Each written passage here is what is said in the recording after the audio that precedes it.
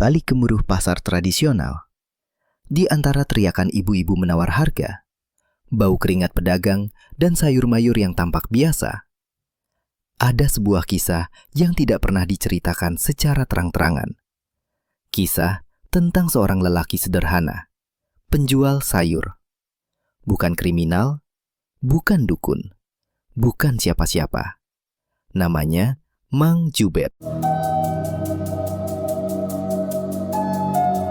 Hidupnya terlihat biasa. Tapi, apa yang terjadi padanya? Apa yang membuatnya bangkit dari kemiskinan secara tiba-tiba? Dan apa yang terjadi setelah kematiannya? Menjadi salah satu kisah paling kelam dalam sejarah pasar kecil yang kini dikenal oleh warga sebagai pasar darah. Karena di balik tumpukan timun, kol, dan sayur-sayur murah itu, terdapat perjanjian yang dibayar dengan jiwa. Perjanjian dengan Jurik Onom. Mang Jubed punya masalah klasik pedagang pasar kecil. Modal kecil, rugi sedikit, langsung jatuh. Ia meminjam uang dari bank keliling, lalu terpaksa meminjam lagi dari 2 rentenir berbeda, hingga akhirnya menumpuk hingga puluhan juta. Setiap sore, 2 laki-laki bertubuh besar datang ke lapaknya di pasar. "Jubed, kamari ge teu mayar. Bunga na nambahan, ulah loba alasan."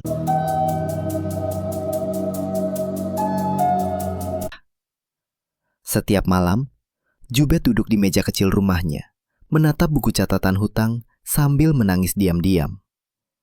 Istrinya sakit-sakitan, anaknya sudah merantau tak pulang-pulang. Ia benar-benar sendiri.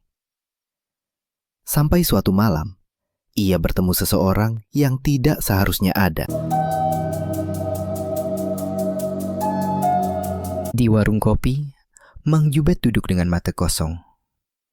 Dari sudut ruangan, seorang lelaki tua berkopiah hitam melangkah mendekat. Kakinya menyentuh lantai, tapi tidak ada bayangannya. Ia duduk tanpa memesan apapun. "Jubed," katanya. Padahal Jubed belum pernah melihatnya. "Abdi terang, berat hutang teh. Aku tahu berat hutangmu. Aku tahu hutangmu. Aku tahu takutmu. Aku tahu tubuhmu terus menggigil setiap malam." Makhluk itu mengulurkan tangan panjang meruncing seperti batang pohon terbakar. 10 tahun hidupmu, aku ambil, sedikit demi sedikit. Jubed terlalu takut untuk menolak. Ia mengangguk, dan dunia berubah. Di desa Mang Jubed, ada sebuah larangan tak tertulis. Jangan pernah lewat hutan Ciwaru saat malam. Karena di dalamnya, ada kampung yang tidak dimasuki manusia. Mereka menyebutnya Kampung Siluman Onom. Tempat segala makhluk yang tidak lagi mengenal bentuk asli berkumpul dan mencari tumbal. Orang yang masuk tanpa izin tidak pernah kembali. Dan malam itu, tanpa sadar, langkah Mang Jubed membawanya ke sana. Ia tidak ingat bagaimana ia sampai di hutan. Yang ia tahu, udara malam sangat dingin. Angin membawa bau busuk daging, dan suara gamelan kuno terdengar samar-samar dari kejauhan. Lalu, ia melihat sebuah gerbang batu yang membentang seperti mulut raksasa. Di sanalah ia bertemu Jurik Onom. Makhluk itu tinggi, membungkuk, kulitnya seperti tanah basah yang pecah-pecah. 6 jari di setiap tangan, kepala besar tanpa mata, dan suara seperti napas orang sekarat. Jurik Onom berbicara tanpa membuka mulut. Suaranya langsung ke kepala. Jubed, Utangmu beurat, nyawamu leuwih beurat, tapi nilai bisa ditukar. Mang Jubek gemetar. Lalu Jurik Onom menawarkan sesuatu. Tukerken 10 tahun nyawa. Abdi mayar hutang anjen, ayeuna oge. Hanya 10 tahun hidup, dan seluruh hutangnya lunas. Tapi, ada syarat lain. Setiap hari, Jurik Onom akan membeli timun 1 kilo, dengan uang segepok. Uang yang tidak boleh ditanya asalnya. Mang Jubet dalam putus asa mengangguk. Dan perjanjian itu diikat dengan darah. Keesokan paginya, Mang Jubet menghadapi hari seperti biasa. Namun, ada satu hal aneh. Seorang nenek tua, rambut putih kusut, mata merah samar, datang dengan langkah lambat. Ia memilih timun, hanya 1 kilo, lalu mengeluarkan 1 gepok uang, lembaran tebal, masih baru, lebih banyak dari pendapatan Mang Jubet seharian. Dan itu terjadi setiap hari. Nenek itu tersenyum. Gigi-giginya hitam dan patah. Punten, ieu keur anjen. Mang Jubet langsung ingat, ini bukan nenek biasa. Ini Jurik Onom. Dengan uang itu, semua hutang Mang Jubet dilunasi dalam hitungan minggu. Para penagih bingung. Tetangga heran. Istrinya Mang Jubet, yaitu Nyi Ikem, mulai curiga.